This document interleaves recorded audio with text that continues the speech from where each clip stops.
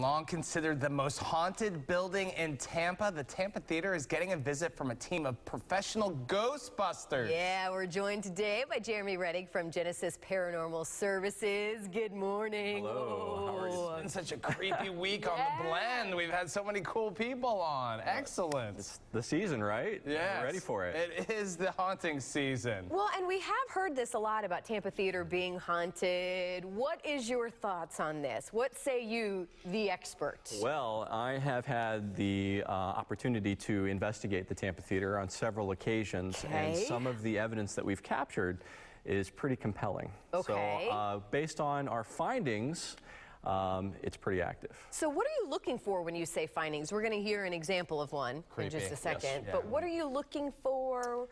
Well, there's a couple things that we're looking for. Anything that we can capture on video, anything we can capture on audio, photographs, personal experiences. So we use a variety of different tools that I have laid out here as an example to try and elicit responses and capture evidence of the paranormal. A teddy bear is one of the things that teddy you stick in bear. your Yeah. I'm creeped out by the teddy bear.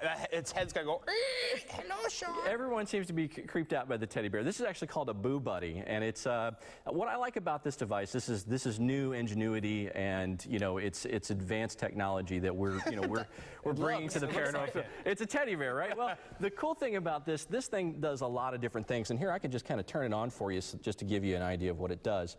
But it takes the human element out of a paranormal investigation, because we are our worst enemies for contamination. You hear it beeping. Yeah. It does several things. Is that telling us something's close? No, it's just turning on. Okay. And you can see that it has lights in its hands, it has a light in its belly. Okay, and what happens is this thing has several devices in one. It has a geophone, so if I shake the table, it'll say, ha ha ha, that tickles, meaning it's been moved. If something's holding its hand, it'll say, is that you holding my hand? Or if I rap again, it says, oh, I like hugs, meaning that something is interacting with the device. Yeah. Oh, he's talking now. He talks. That's the other thing that's great. I can set up a digital recorder. I don't know why I'm so amazed by a bear. I think that technology's been around for a while, but I was like, oh my god. Like the Teddy Ruxpin spin. Yeah. Oh, I used to have that thing. That would be a great device to use. We use simple tools, but this thing, it'll talk.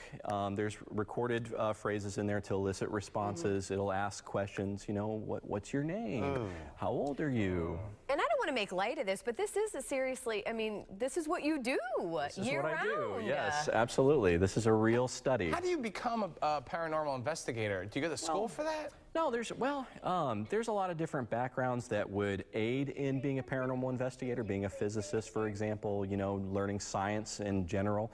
But being a paranormal investigator, it's not an exact science. So a lot of the tools that we use in the field, they're in theory.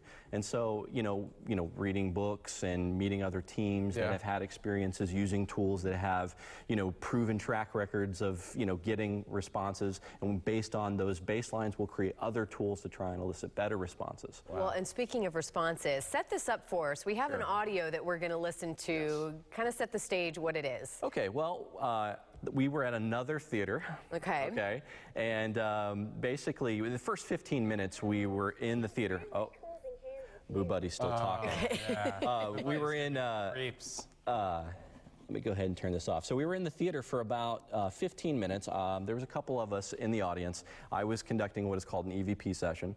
It's an electronic voice phenomenon. You ask questions to try and get a response, but we may not hear it right then and there, but we may hear it later on the audio. So you're just recording Absolutely, at that point. to try and elicit response. So I asked a question. I very simply said, James, are you here? And I got an answer. Okay, here it is. Let's listen. James, are you here?